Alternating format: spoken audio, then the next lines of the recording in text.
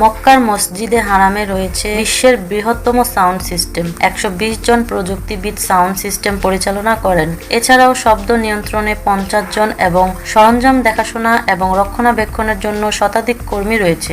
এর ফলে প্রতি ওয়াক্তের আজান, ইকামত, নামাজ এবং খুতবা শ্রুতি মধুরভাবে মসজিদে হারামে প্রতিটি স্থানে পৌঁছে যায়। মসজিদে হারাম ও এর আঙিনায় প্রতি জায়গায় স্থাপন করা হয়েছে বিশেষ পদ্ধতির 8000 স্পিকার। এগুলো 650,000 বর্গমিটার এলাকা জুড়ে স্থাপিত। পুরো কার্যক্রমে 21টি ইউনিট রয়েছে, যার মাধ্যমে মসজিদের প্রতিটি অংশে নিয়ন্ত্রণ করা হয়। মসজিদে হারামে শতাধিক মাইক্রোফোন রয়েছে। এগুলো ইমাম, মুয়াজ্জিন এবং ঘোষণার জন্য ব্যবহৃত হয়।